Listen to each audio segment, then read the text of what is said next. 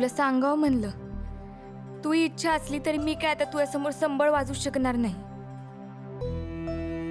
जिथे तूच इच्छा चालत नाही तिथे मायासारखे साधे व्हायचं काय चालणार.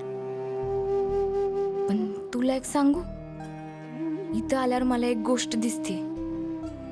या घरात मीच नाही तर या सगळ्या बाया या पुरुषांसमोर दबलेल्या आहेत. त्यांच्या आवडी इच्छा सगळं दाबून टाकलंय. आजी तर बंद खोलीत इतकं वाईट आयुष्य जगते आहेत. सगळं घर सांभाळणाऱ्या मोठ्या आईने स्वतःच्या मनात काय काय लपून ठेवलंय. त्यांना मला साथ द्यायची लय इच्छा आहे, पण इतर बायाच आडव्या येतात. माधवीताई, गायत्री, रेणुका ही फक्त नावं वेगवेगळी आहेत. थोड्याफार फरकाने सगळे सारखेच आयुष्य जगतात. या घरात विरोध बाईने संबळ वाजवण्यापुरतं नाहीये, तर विरोध बाईने वेगळं काय करण्यात आहे. आई, तुला जसं जमल तसं सर्वांचं भलं कर. कुणावर राग नको ठेवूस. किती वेळ डेकर देतोय? मला वाटतं लेकराला आपल्या इकडचं जेवण पाणी पचलेलं दिसत नाही. पचायला ते खायला तर पाहिजे. काय म्हणालास? मी कुठे काय नाही, मी काही नाही म्हटलं.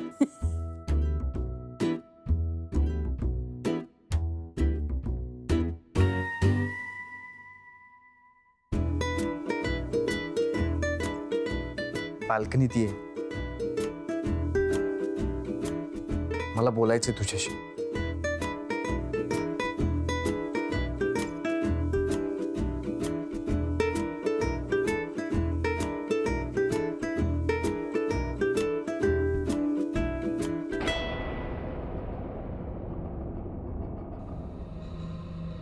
आत्माराम, अण्णा अण्णा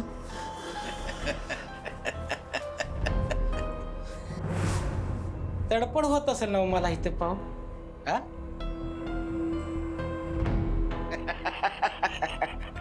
अरे तर सुरुवात आहे.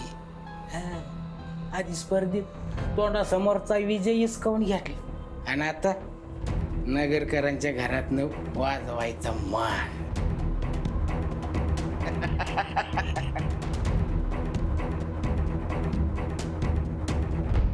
तुझा नेमका घोळ काय झालाय माहितीये का? तू तुझी मिरवणूक थांबवायलाच तयार नाहीये. अरे शरीर साथ देत नाही, नशीब मुस्कट हाणतय, तरी बी तू संभळ घेऊन कधी स्पर्धेत कधी मोठ्या घरात मिरवतोच आहे. पण नाही, आता तुझी संबळ कायमचीच बंद करतो का नाही बघ.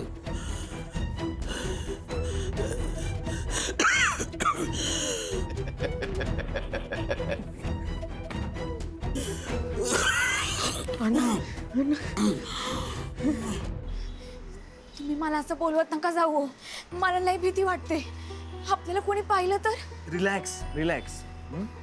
तू काहीच टेन्शन घेऊ नकोस, कारण सगळ्या आरतीच्या तयारीत बिझी आहेत. आणि ऍक्च्युली मला खरंच तुझी मदत करायची आहे. तुम्ही या सगळ्यात नका पडू. ऐक ना, तुझा अधिकार असा काढून घेणं ना हे मला तरी चुकीचं वाटतंय. म्हणून आता त्या भैरूला घरातून निघून जा असं मी म्हणू शकत नाही, कारण शेवटी त्याला सुद्धा कुटुंब असेल आणि 4 पैशांची अपेक्षा.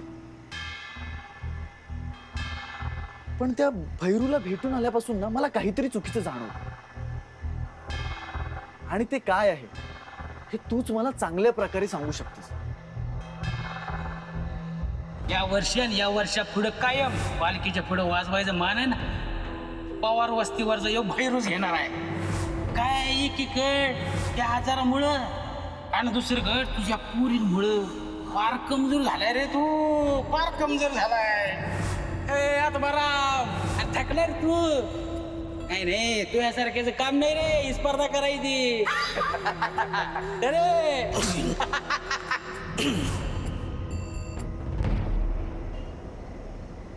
म्हणजे हा माणूस चुकीच्या हेतूने इथे आला. तुला संबळ वाजवू द्यायची नाही हे एवढं मनावर घेऊन युवराज जर थेट तुमच्या गावापर्यंत पोहोचत असेल ना, तर इथे संबळ परंपरेविषयी काही उरलेलंच नाही. पुरुषांनी संबळ वाजवावी ह्यापेक्षा स्त्रियांनी ती वाजवू नये ह्याचाच निर्धार इथे जास्त आहे. म्हणजे इथे परंपरेच्या नावाखाली फक्त पुरुषी अहंकार जपला जातो. तुमच्यासारखी बाईला एवढ्या चांगल्या प्रकारे समजून घेणारी माणसं घरादारात सगळीकडे असतील. किती बरं झालं असतं. म्हणजे आता इथे फक्त समजून घेऊन जमणार. माणूस चुकीचा आहे हे जर आपल्याला माहित असेल, साम दाम दंड भेद जे जमेल ते वापरलंच पाहिजे. म्हणजे नक्की काय करणार आहे?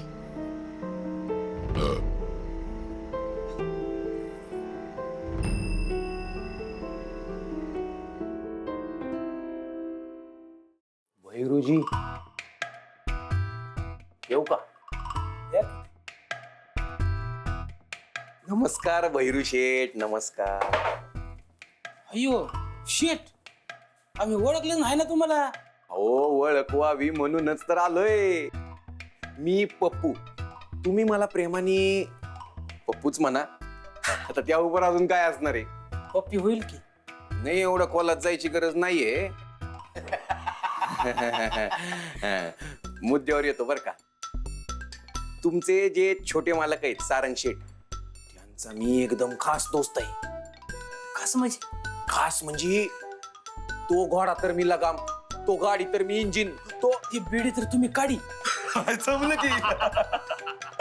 आयला तुम्ही ना सगळे लोक लय जाम भारी राव. हा, म्हणूनच भारी माणसाला तुमची एकदम भारी मंदी सोय करायला पाठवलंय त्यांनी. सोय म्हणजे? सोय म्हणजे ही बघा, सोय इंग्लिश. ओके मे थँक्यू एकदम. एवढी मोठी मोठ्या लोकांसाठी. विषय आहे का? थँक्यू बर का. हा, आणि ती आरती झाली ना मग मी निवांत बसतो. त्याचं काय माहितीये का? इकडे या. तिचा अजिबात वास येत नाही, पण जोश लय बेकार येतो.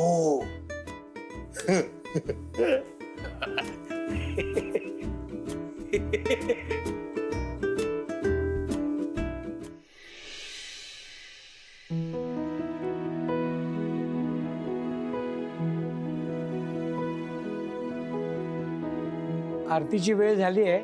चला या सगळ्यांनी. सगळे तर आलेत, पण संबळवाला कुठे आहे? संबळवाला सारंग.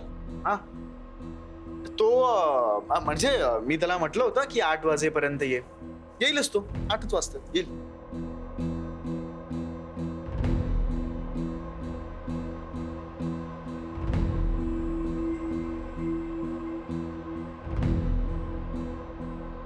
आला आला.